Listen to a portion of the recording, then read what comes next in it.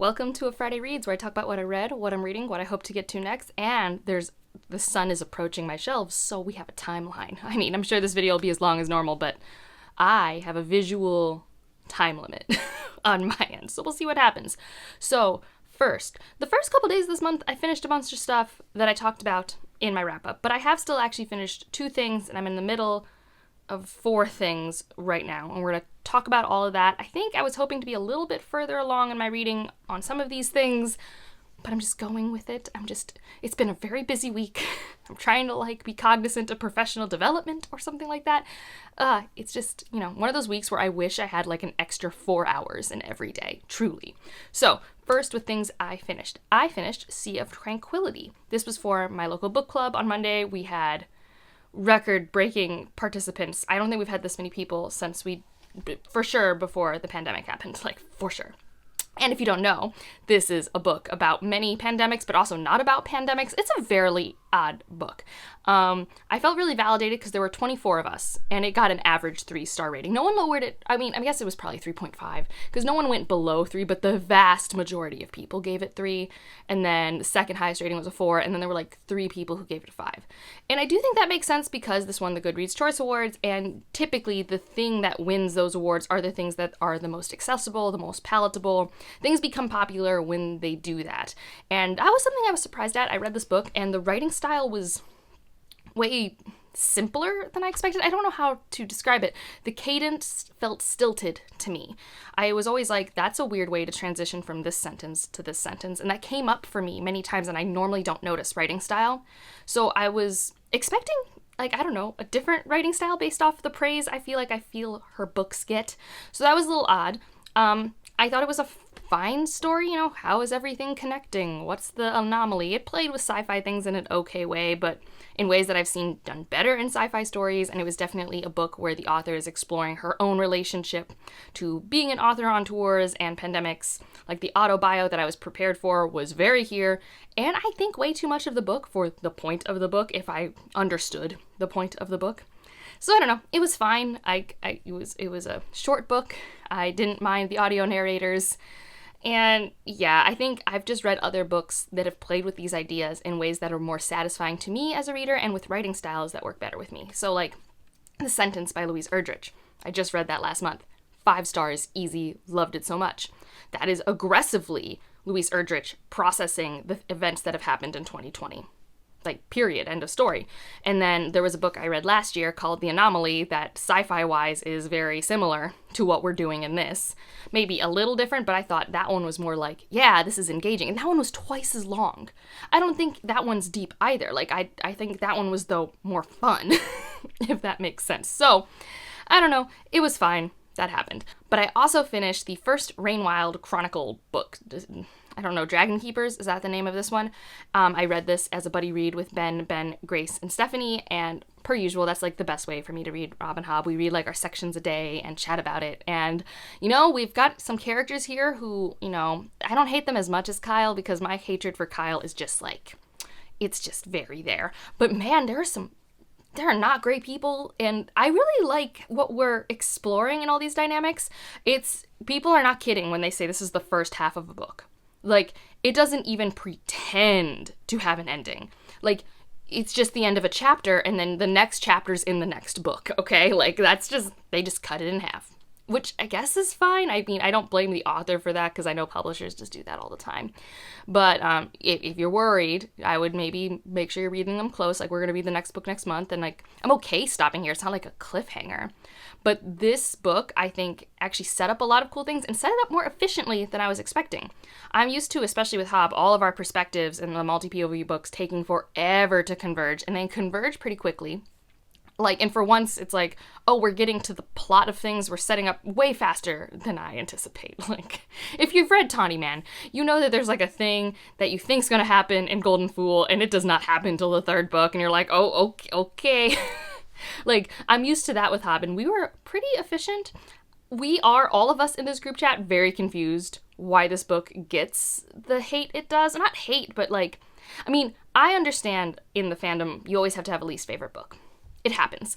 So that's not what I'm talking about. There are just people who aggressively dislike this series, and none of us can see it yet. Like, I mean, maybe none of us are as attached to this as we are some of our favorite parts, but like, I really like some of our characters and the situations they're being put in, what we are exploring. The character work, I think, is still really good. Like, I'm just like, oh yeah, this is how this character would see this perspective, and oh man, I thought this character was like this because this character perceives it like this, but internally they're like, I think the character work is really stellar. Is it going to be interesting for everyone? No. That's the nature of reading, but I was very impressed. So I don't necessarily see this being an all-time favorite series, but it's really fun thematically, and I like how she writes, especially in third person. I really like Cobb in third person, so it's been great being back in that writing style by her. And the audio narrator is not bad. I immersion read it at a very fast speed because, well, not super fast though, because she goes fast. This audio narrator goes really fast. So those are the 2 things I finished. I finished 2 things, feeling good about it. I also started New Sons. This is a very good anthology. I already liked New Sons 1, so I was high hopes because Nisi Shaw tends to curate things that I adore. And we've read the first couple stories. Let's see if I can go to the table of contents. We've read 1, 2, 3, 4, 5 stories, and I've really enjoyed all of them. I adore one and really love 2 others and really liked the other. Like, nothing's been bad. Everything's been engaging from start to finish. There's a John Chu story in here, and he's the author of the novelette that I nominated for the Hugos. If you find yourself speaking to God, speak in the informal you, or something like that. The title's too long. We all know how I feel about long titles. But this title is actually kind of on the shorter end. It's called Equal Forces Opposed in Exquisite Tension. Oh my god, I loved that story. It's about this guy going to school, like the examination for these schools, and this is in this like really weird sci-fi place with telekinesis and this rarefying. It's so out of this world what this world is, and that I could read a whole novel about this world. But also, like, this isn't a case of I wish I had more because it's not a complete story. This is a complete story about this young man doing these examinations. We learn about what he is juggling, about what he wants to do next in his life. He meets someone at this university, takes him on tours, and you see him have this crush, and they're both telepaths, and like how they maneuver that, how this society seems to function. And then also the pressures he has from both of his fathers. There's just so much that was done so well, and where it ends, I think, is perfect for this story. And if you've ever, or if you are close to a point in your life where you had to make decisions, you're gonna relate to this. Like, it's about choosing a path, and it's about all of the things that go into picking the right path for yourself, and that's just so human. And John Chu does that so well. Like, this world, unrelatable at all. I think libraries are sentient. There's a whole lot of cool world building. But at its core, it's a very human, relatable story. John Chu, man, he should be considered up there with like Ken Liu and Ted Chiang. But like, I don't know if there's like a short story collection of all of his things together. I'm just gonna have to go through all the magazines and find all the things. Another one I really liked was the first story in this collection. I think that was called Okasta. Ooh, Okasta was really cool. It's like about the evolution of this AI, and oh, it was so bittersweet. I really loved it. And I loved the narrative style of that. I love unique narrative styles in short stories. That one delivered. Darcy Litter Badger had one called Juan. That one was pretty fun. That takes place during the pandemic, but it's not about the pandemic. And that one was really interesting. And then a great take on fairy tales is The Farmer's Wife and the Fairy Queen. Like, this is a stellar anthology. Like I said, I just really trust this team to put together really great stories that resonate with me and do what I like short stories to be doing. So could not be happier. I'm also in the middle of Iron Gold. I think I'm 40% of the way through, and I think I'm liking it as much, if not more, this time around, especially because I was prepared for the project, and I am more in my what happens after rebellion mood. Like, that's where I am now. I don't think I was necessarily there when I first read this. My Goodreads says I first read this early 2019, so however many years ago that is. And I don't know, I think I am more into the messiness and the darkness that this part of the series brings forth. I do like how we get other perspectives, because I do think my least favorite parts so far have been Darrow's. It's like Darrow and Ephraim, I'm not as into it, but I like Lyria and Lysander's perspectives. And I can't remember if there's another one so far, but I really enjoy how messy this is, all the perspectives we're seeing. I'm terrified about where we're going because I have some memories, but not all of my memories. And I remember how dark Age is. So it's been good, and I really like the audiobook. The full cast audiobook narration is stupendous. It's great. I've been immersion reading it by listening to that and reading it, and it's so fun. It's just such a great time. So yeah, I mean, I just started that 2 days ago, and I'm already halfway through. So should be finishing that by the next check-in. And I think Memorial Day weekend is when we're going to have that live show. We don't have an exact date yet, and it'll be on Alex Nieves' channel. So just keep your eye open. But if you have been reading along with us, just know that it's the last weekend of this month that we are planning to discuss it live. And you have till then to enter the giveaway in the Morningstar live show that is on my channel.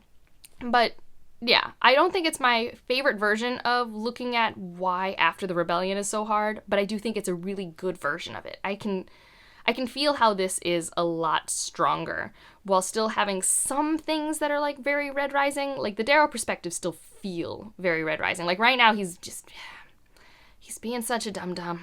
I mean, Darrow's always kind of a dum-dum, but like, and like it makes sense, but it doesn't make sense. You know, like you want it to not make sense. You want other things to happen. That's what you want. That's how this book feels.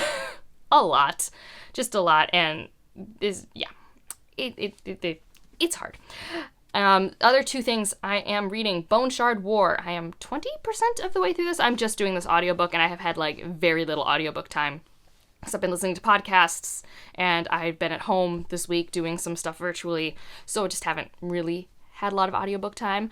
It does that classic. There's been a pretty significant time jump from the last book, so whereas Bone Shard Emperor picks up right where Bone Shard Daughter left off, we have like 2 to 3 years, I think, have passed before Bone Shard War, which means our characters are in very different places than where you meet them. I kind of wish, especially if she knew this was where it was going, that this time jump we had at the end of the last book as like an epilogue cliffhanger, because I think that tension would have been better because of some situations our characters are in. Like, I think I just get hit with them here, and it's interesting. It's really interesting, the situations they're in. But I think a cliffhanger would have made me be more like, what? Like, I don't know. That's just, a small thing. And I think we're getting away from what I was liking in the series in terms of the weird world building and what's going to happen, but maybe not. We'll see. But for once, it's actually, so a thing I always complained about in these types of trilogies is that we veer away from the societal problems that have been set up and go more towards, the land is trying to kill us, we need to all come together. And this seems to be a slight reversal of that, which I wasn't expecting, and considering I came to this being like, but I want to know why the land is doing what it's doing. I don't know if I'll get those answers. We'll see. I am nervous because so many people who have read this third book that I've seen have liked it but not loved it as much as other books in the series, and they have loved this series more than me. I don't know. That means I could like it more, maybe? Who knows? I don't have any red flags so far. I'm really scared for one of my characters' positions, and everyone else I'm just kind of observing. But there's one character who I'm just like, I need them to be in a better place. That's what I need. So obviously I'm invested. So there's that. And I'm still slowly picking away at The Sun and the Void. I am like 5% further in. It's interesting because I was reading this a little bit at the same time as Dragon Keeper, and 2 characters, one in each of the books, has like a similar issue happen to them in terms of like arranged marriages, and I wasn't really expecting that, and I feel equally bad for both of them. So we'll see what happens. There's also just I still have this character connection problem. Like, I think the world is interesting. I think the setup, there's enough urgency there. I just have this character connection, and we'll see what happens. I'm just picking away at that though every day, and eventually I'll be done with it. It's like a 500-page book, but it's not out till July anyway, so I don't feel an urgency, and I don't want to force myself to read it because then I will maybe like really dislike it. I don't know. But that's the other one. That's like at the end of the day, if I've read what I've wanted to and everything else, and I still have reading brain, that's what I do. So that's where my reading's been, and I have 2 books that I've added to my collection. If you saw, I had an unhaul video earlier this week, and I'm so happy. Well, if you've noticed, like, some of my shelves look a little different. I don't know if people really keep track of that, but I was rearranging a bunch of stuff, and you really can't tell it that much except that I, like, moved some things around here to add my Tea Kingfisher. But now this shelf, all here, is my entire physical TBR, and I now don't have any books on the floor around me, which is fantastic, and I know I don't need to buy a TBR cart yet. Might still need to happen, because currently I went from, books piling on the floor to now nothing's on the floor, but I have not increased my shelf space. We'll see. But the two books that I did get, one was, so I had my bachelorette a couple weekends ago, and so I was in Chicago, and in our little gift bags that my friends put together, we all got an Allie Hazelwood book, and so I got Love on the Brain, which is my favorite of the two, I think. It's the one I'm most likely to reread, I think. And so, yeah, I just have this. It's a fun momentum of the weekend, and equally, this is also a momentum, and I'm actually really excited that I have this. So, I think most people go on bar crawls or something like that. We went on an indie bookstore crawl because it was indie bookstore weekend, and there's a bunch of bookstores in Chicago. So we went to like 5 of them. And at one of them, I found Elysium, which is a novella I've been wanting to read since 2020, but I can't get the ebook from my library because I think it's Kindle Unlimited only, and I don't ever have a Kindle Unlimited prescription. And this is very small press. I mean, there's not even a price tag on the back of it. Like, this is not trad published, but I found it at a bookstore. And I've read, what was it called? The Destroyer of Light by this author. And although that one didn't like super hit for me, this is really short, and the world building was fascinating. And that's also what draws me to this sci-fi work. So I'm really excited to have it on my shelf. What does it say on the back? A computer program etched into the atmosphere has a story to tell. It's the story of 2 people, of a city lost to chaos, of a survival and love, but the data has been corrupted. Like, oh, that sounds so cool. So Jennifer Marie Brissett wrote, you can get Destroyer of Light, which isn't like my favorite, but it's like really unique if you want like a super dark, twisted take on like Hades and Persephone. But I say that very loosely, like I see why that is the way it is, but just, it's an incredibly dark book, lots of trigger warnings. I don't know if there are trigger warnings for this, but I've been wanting to read this since 2020.